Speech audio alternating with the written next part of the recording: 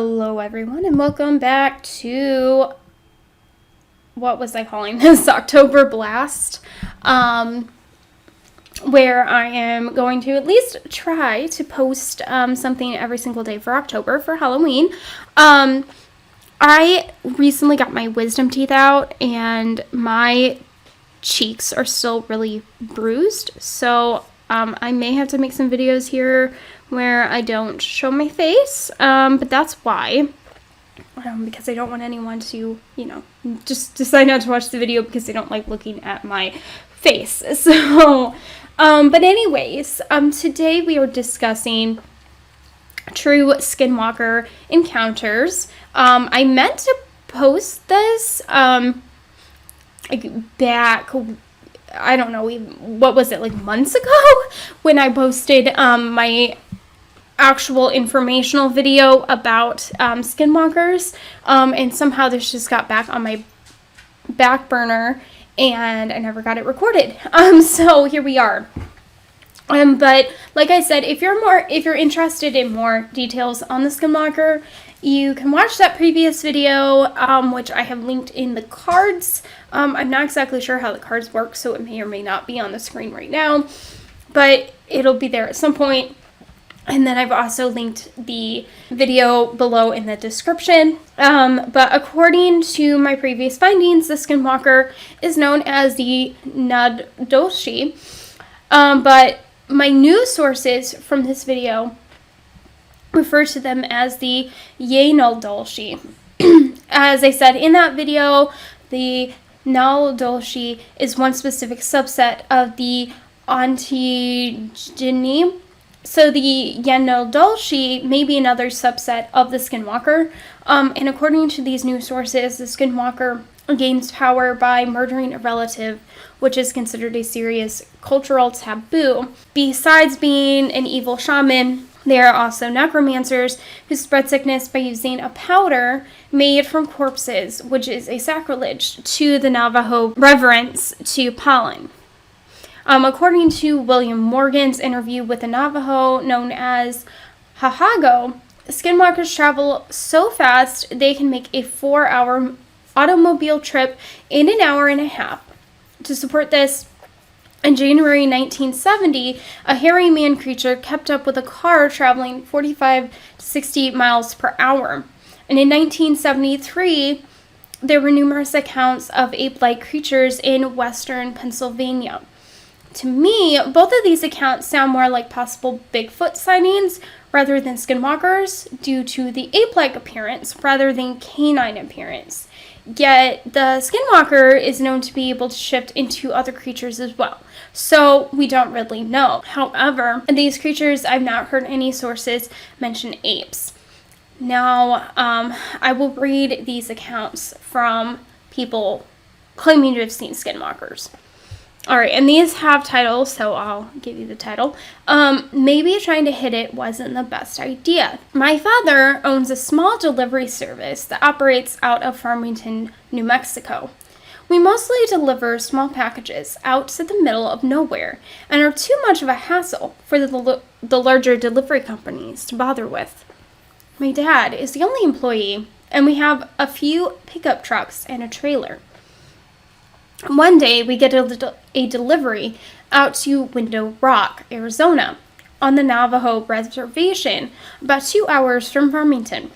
My dad gets the call for the job while he is chilling with his Navajo friend, Travis, and his girlfriend. Travis mentions how he's got family in Window Rock that he hasn't seen in ages and suggests they go with him. I was about 6 or 7 at the time, and it was the summertime, so Dad decides we'll go down together. He can do his delivery really quick. Then, while Travis sees his family, we can go check out the Window Rock, big rock face with a large hole in it that goes to the other side. Pretty cool. We had to convoy in separate trucks, since my dad's was loaded down with freight. We decided to bring along some talkie-talkies, so we could communicate with one another. We spend our time in Window Rock. Everything is generally uneventful. We start heading home along the old highway with my dad and I in front, and Travis and his girlfriend in their truck behind us. I honestly don't remember most of the Window Rock trip, but this next part I can never forget. We're somewhere on the highway between Window Rock and Gallup, New Mexico. It had just rained earlier in the day, and the road was kind of slick, so we were taking it pretty slow. On the left of the highway, there is nothing but sandstone cliffs, and on the right, there is a huge field separated from the road by a small barbed wire fence. We cross the top of this hill, and down at the bottom of the hill, we see what appears to be a very large dog, sitting back on its haunches in the middle of the road facing the cliffs. My dad calls over the radio. "Hey, Trav, do you see that big-ass dog?" Travis starts yelling back over the radio. "That is not a dog. Speed up right now and hit it." He sounds almost hysterical. He just keeps screaming, "Hit it! JJ, you have to hit it. Please, please. Hit that effing thing right now." So my dad starts to speed up, and as we get a bit closer, I can begin to see it a little more clearly. It's covered in this brown, wiry, matted hair that appears to be dried blood all over it. It's still facing the cliffs, but the moment our headlights hit it, it turns and looks at us, and it has a face. I don't know how else to describe it, other than a mix between a bear's and a human's face. It looks twisted and distorted and almost in pain. As we get closer to this thing, we start to realize it's actually effing huge. Though it was still sitting on its haunches, it is about shoulder height with the hood of the truck.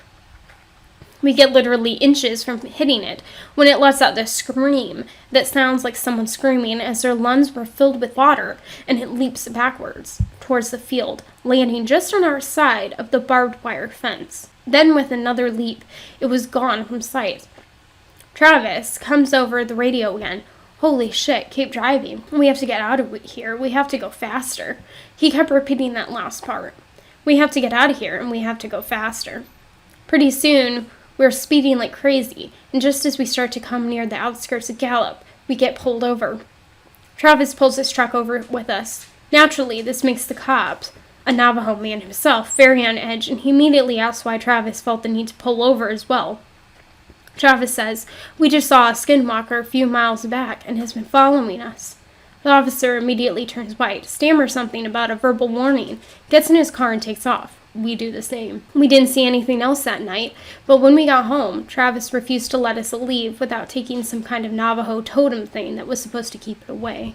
Tap, tap at the window. I was a kid when this happened. My uncle and I were finishing up chopping, gathering firewood for my grandmother because it was getting dark. Driving back on a dirt road at about 30 miles per hour, give or take 5 miles per hour, I had this awful sense of being watched. Before I could turn to look out my window, passenger side, my uncle quickly shouted, "Don't." I completely froze. My heart felt like it was beating out of my chest, then completely stopped when I heard a tap-tap on my window. My uncle sped up and was loudly praying in my native language. I didn't know what was going on and thought it was over till our truck suddenly dipped into the bed.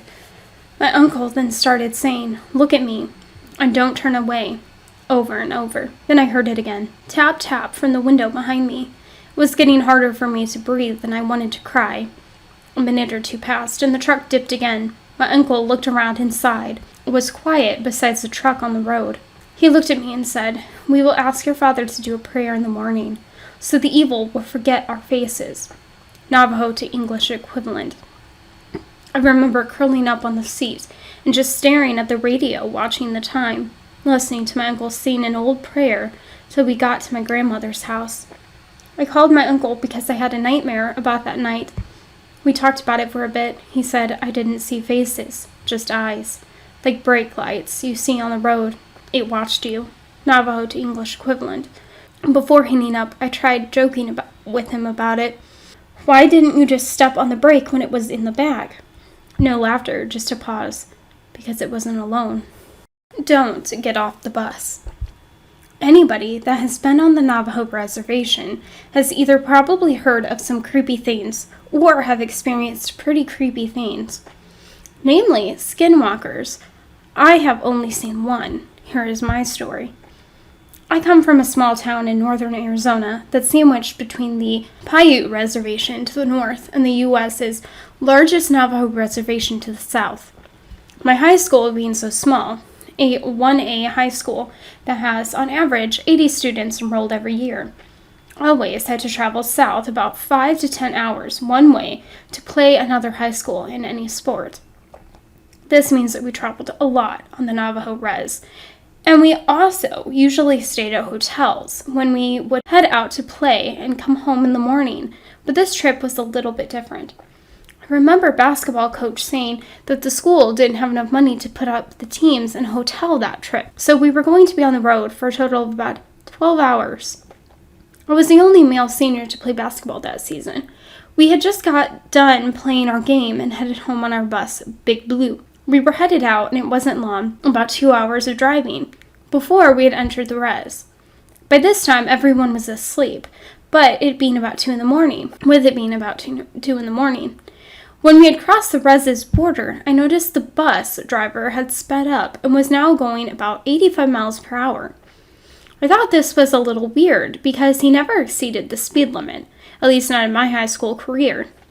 For some reason, I couldn't fall asleep like the rest of my teammates, and I just sat at the back of the bus staring out across the desolate desert landscape that was lit up by the full moon. As I looked out, I could see a figure running towards the bus at an angle of pursuit and keeping up with the bus at 85 miles per hour. As the figure got closer, I saw that it was a humanoid form. As a matter of fact, it looked exactly like a human, only that the face was painted half black, half white, with glowing eyes. Glowing eyes, like a rabbit's eyes, reflecting light from a spotlight.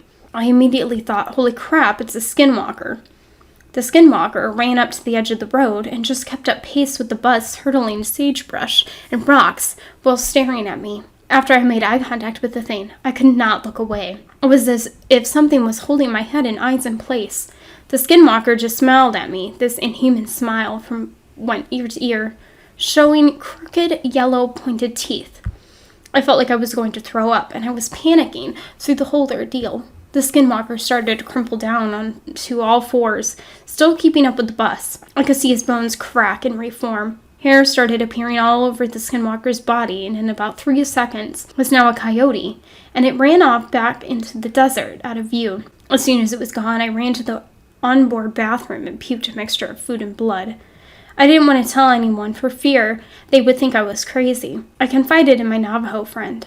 She told me that I needed to see the chief, who also happened to be a friend of mine, and get a blessing. I saw him the next day in the parking lot. He just came up to me and mumbled something in Navajo while waving a feathered scepter-like thing. Turned around, got in his truck, and drove away. To this day, I haven't seen another Skinwalker. It might be due to the fact I moved away from that town and res. And if I do have to go south, I go around, way around. Now, I recorded 21 stories in total, and that came out to about an hour worth of footage. So I am breaking this video up into parts, at least 3, possibly 4, just depending on how long each part would end up being. But until next time, we'll have more Skinwalker stories.